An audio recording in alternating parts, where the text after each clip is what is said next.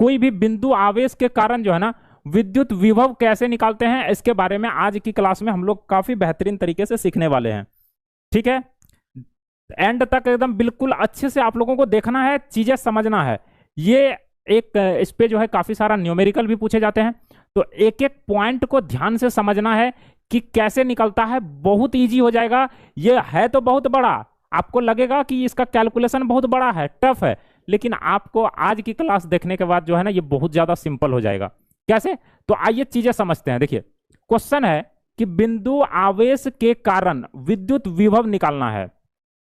तो सबसे पहले हम क्या करेंगे, सबसे पहले कोई एक चार्ज है हमारा, क्यू चार्ज है यहां पे। अब इससे जो है आर दूरी पर, आप समझते जाइए सिर्फ, यहां से जो है आर दूरी पर एक पॉइंट है पी। एक पॉइंट क्या है मेरे भाई? पी। क्या बोले? यहां पे हमारा आवेश है, स्रोत आवेश है, और इस स्रोत आवेश से जो है आर दूरी पर कोई पॉइंट पी है, और इसी पॉइंट पी पर हमें विद्युत विभव ज्ञात करना है। क्या ज्ञात करना है मेरे भाई? विद्युत विभव ज्ञात करना है। ये यहां तक तो क्लियर हो गया। अब ये जो स्टेटमेंट लिखा हुआ है ना यहां पे देखिए, अब आप पढ़िए, इसी फिगर से ये यहां लिखा हुआ है, माना कि बिंदु आवेश Q से, बिंदु आवेश Q से आर दूरी पर, आर दूरी पर कोई बिंदु P है जहां विभव की गणना करना है। अभी हम जस्ट बोले, क्या बोले गुरुजी? जो हमारा बिंदु आवेश Q है, इस Q से आर दूरी पर कोई पॉइंट P है, और उस पॉइंट P पर हमें विद्युत विभव की गणना करना है। बोलो क्लियर है? Very good. अब जरा ध्यान से समझिए। अब यहां से जो है, यहां से x दूरी पर, कितना दूरी पर मेरे भाई? x दूरी पर कोई पॉइंट है एक और, जो कि A नाम दिया गया है, और इस पे A पॉइंट पे, इस A पॉइंट पे परीक्षण आवेश अनंत से लाना है। ध्यान से समझिएगा ये पॉइंट। पहले बोले Q से R दूरी पर कोई पॉइंट P है, ठीक है। अब क्या करना है कि ये जो Q है ना, इस Q से X दूरी पर कोई पॉइंट, कोई एक अन्य पॉइंट हमारा A है, और उस A पर हमें अनंत से एक परीक्षण आवेश लाना है। तो गुरुजी बात तो आप सही बोल रहे हो, हम क्या करेंगे? अनंत से एक परीक्षण आवेश को, यहां Q0 परीक्षण आवेश ला दिया अनंत से, यहां से जो है परीक्षण आवेश हम ला दिए यहां पे। बोलो क्लियर है? अब यही पॉइंट हम यहां लिखे हैं, जरा आप यहां पे देखिए, पहला पॉइंट ये क्लियर हो चुका था ना। अब नाउ, अब हमें क्या करना है?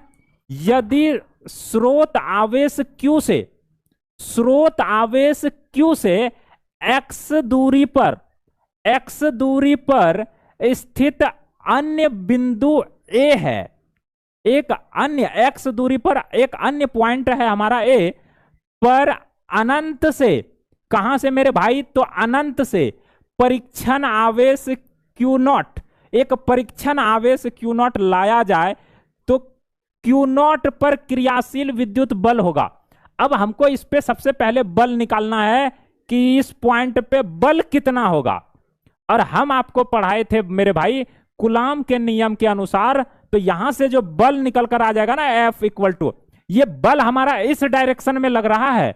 बल हमारा जो है मेरे भाई, हम इसको डार्क कर देते हैं आधा दूर तक, बल हमारा इस डायरेक्शन में लग रहा है। तो बल इस पॉइंट पे हो जाएगा मेरे भाई 1/4 pi epsilon naught into Q naught by X square. क्यों एक्स स्क्वायर लिखे, कोई बता सकते हैं? यहां पे मेरे भाई एक्स स्क्वायर हम क्यों लिखे, कौन बताएगा? एक्स स्क्वायर हम इसलिए लिखे क्योंकि इस पॉइंट से जो हमारा स्रोत आवेश था, ये वाला स्रोत आवेश से, स्रोत आवेश से हमारा ये जो दूरी है ना, एक्स दूरी है, ये हमारा दूरी कितना है? एक्स दूरी है ये हमारा, इसीलिए हम आर स्क्वायर के जगह पे एक्स स्क्वायर लिए, और ये हमारा एफ जो है बल निकल कर आ चुका है। बताओ क्लियर है ना यहां तक सबका? वेरी गुड, आगे बढ़ते हैं। देखिए अब हमें क्या करना है, अब हमें क्या करना है, ध्यान से समझिए। अब यहां पे लिखते हैं अब, नाउ, मतलब अब यदि परीक्षण आवेश Q, यदि परीक्षण आवेश हमारा क्या है, क्यू नॉट है, तो क्यू नॉट को स्रोत आवेश की ओर, स्रोत आवेश की ओर, स्रोत आवेश की ओर, स्रोत आवेश की ओर अल्फ दूरी dx, अल्फ दूरी dx। अब हम क्या करेंगे, यहां तक तो मेरा कहानी क्लियर हो चुका है। अब हम क्या करेंगे, इस जो परीक्षण आवेश है ना, ये परीक्षण आवेश, इस परीक्षण आवेश को खींच करके स्रोत आवेश की ओर लाएंगे। तो वही लिखे, यदि परीक्षण आवेश Q नॉट को स्रोत आवेश की ओर अल्फ दूरी dx, तो इसको क्या करेंगे, इस आवेश को हम इस तरफ खींच के लाएंगे, इस तरफ इधर की ओर हम इसको अल्फ दूरी तक खींच के लाएंगे। यहां तक सपोज मान लीजिए, तो ये डिस्टेंस हमारा हो गया dx, ये डिस्टेंस क्या हो गया dx से, पहले हम सेंटेंस को पूरा कर लेते हैं, dx से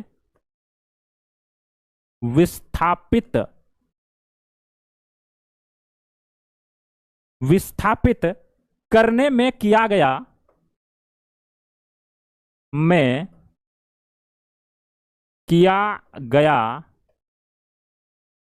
अल्प कार्य होगा। अल्प कार्य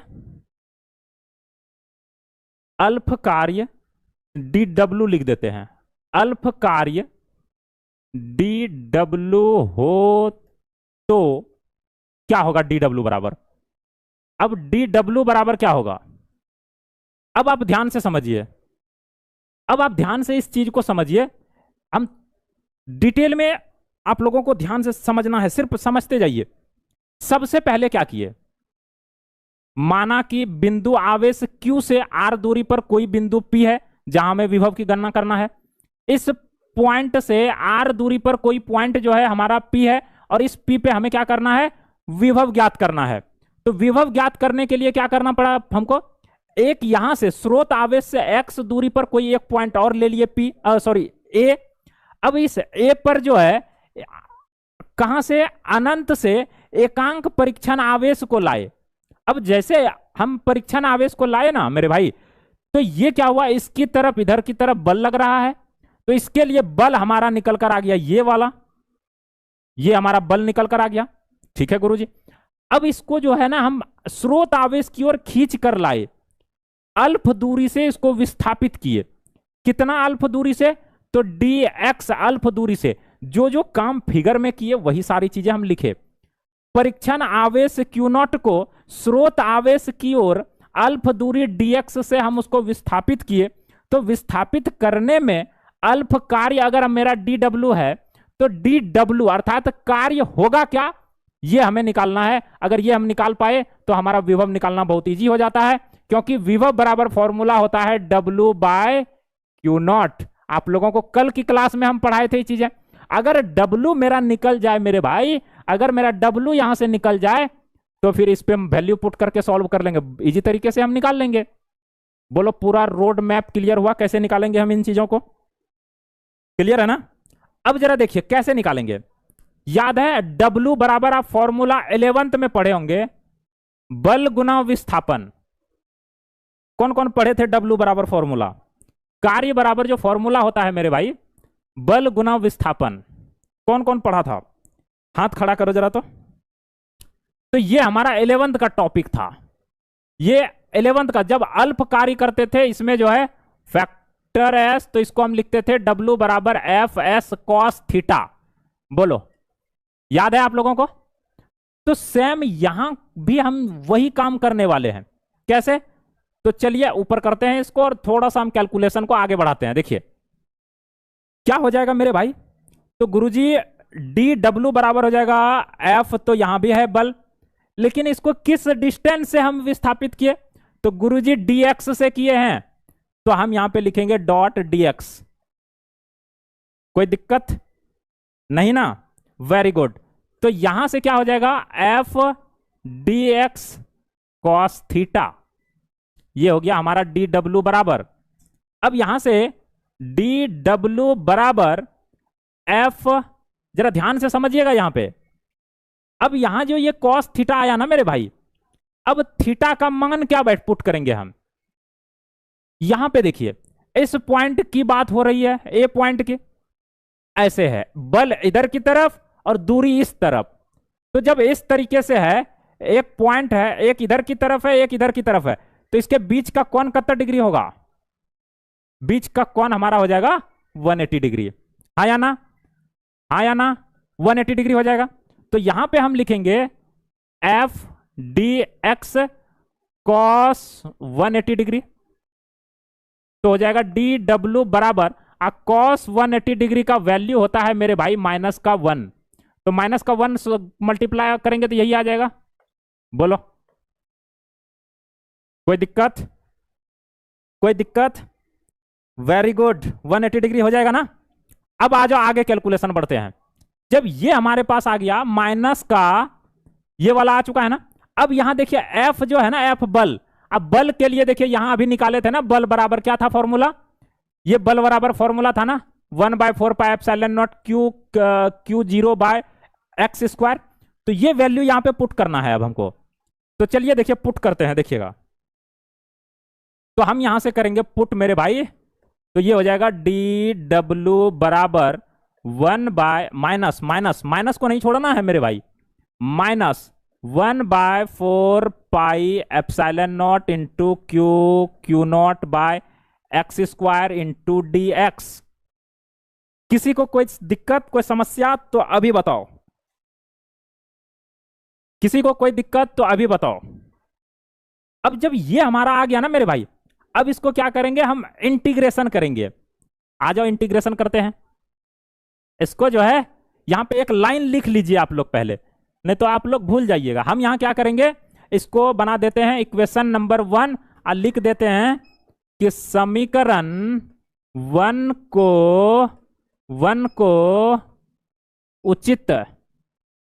उचित सीमा तक, उचित सीमा तक समाकलित करने पर हम क्या करेंगे? अब इसको इंटीग्रेशन करेंगे, इंटीग्रेट करेंगे। देखिए तो क्या हो जाएगा यहां पे, इंटीग्रेशन डी डब्ल्यू, ये कहां से? तो 0 से W तक इंटीग्रेशन में। उसके बाद ये इसको इंटीग्रेट करेंगे, ये आ जाएगा मेरा कहां से? अनंत से लाए थे ना, परीक्षण आवेश को कहां से लाए थे मेरे भाई? अनंत से। तो अनंत से R तक, और ये पूरा का पूरा, तो माइनस को बाहर लिख देते हैं, अच्छा रहेगा।